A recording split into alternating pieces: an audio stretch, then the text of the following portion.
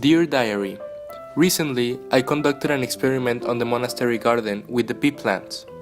I cut off the stamen of two plants with contrasting traits and cross-pollinated them myself.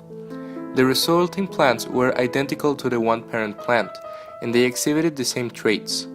However, I let these plants from the first generation self-pollinate, and, to my surprise, about a fourth of these plants exhibited different traits and showed characteristics of the other parent plant that had been omitted on the first generation of plants. Farm of his family with his older sister.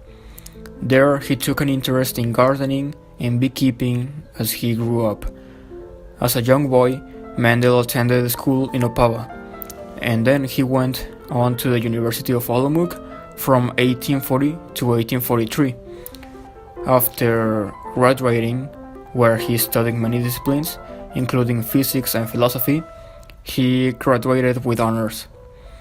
The same year, he joined the Augustinian order at the St. Thomas Monastery in Berna, and was given the name Gregor. At that time, the monastery was a cultural center for the region, and Mendel was immediately exposed to the research and teaching of its members.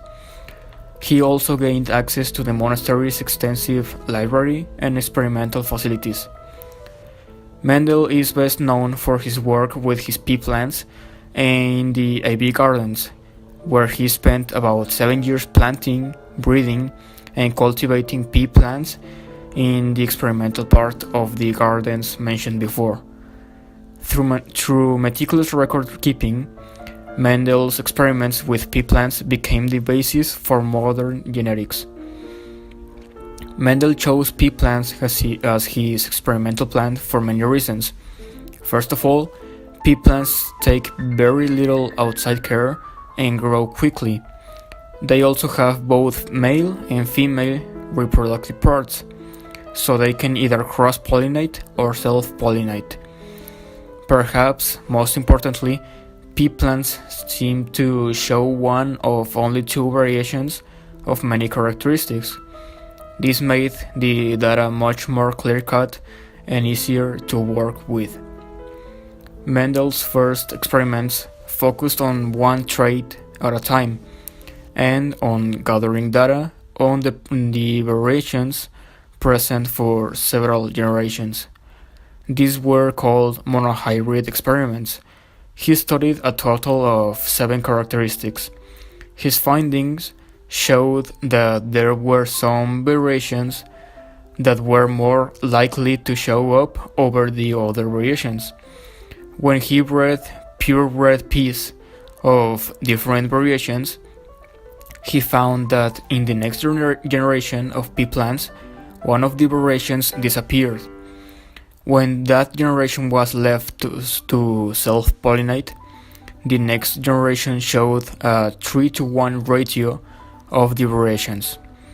He called the one that seemed to be missing from the first filial generation recessive, and the other dominant, since it seemed to hide the other characteristic. These observations led Mendel to the law of segregation.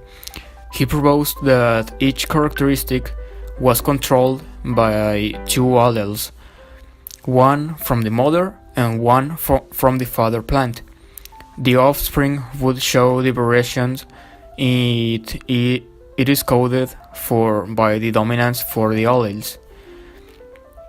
If there is no dominant allele present, then the offspring shows the characteristic of the recessive allele. These alleles are passed down randomly during fertilizations. Mendel's work wasn't truly appreciated until 1900. Long after his death, Mendel had unknowingly provided the theory of evolution with a mechanism for the passing down of traits during natural selection. His work has been added together with that of Charles Darwin to make up the modern synthesis of the theory of evolution. Much of Mendel's early work in genetics has paved the way for modern scientists working in the field.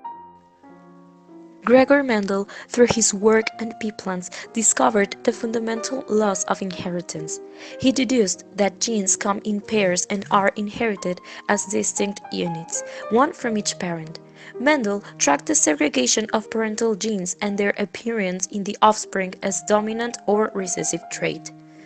Can you imagine having all of these discoveries being called crazy man because nobody else believed what you saw, and years later after you die being called the father of genetics?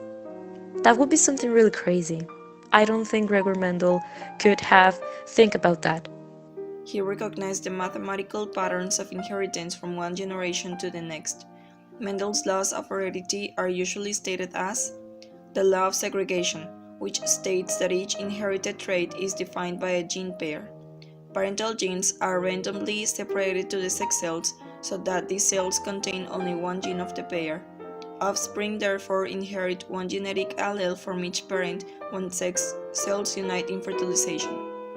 The second one is the law of independent assortment, which says that genes for different traits are sorted separately from one another, so that the inheritance of one trait is not dependent on the inheritance of another. And the third law is the law of dominance, which states that an organism with alternate forms of a gene will express the form that is dominant. Personally, I think that people tend to reject things that they don't understand, and this actually has happened several times in several different moments, and not only in science. For example, Van Gogh. While he was alive, none of his artworks had any actual value. Until he actually died, people started appreciating them and the value was put over his artworks.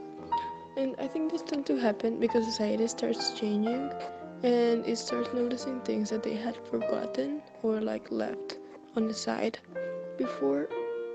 And Mendel actually is one of these cases because while he was alive, his art, his work didn't have any value and nobody paid attention to it.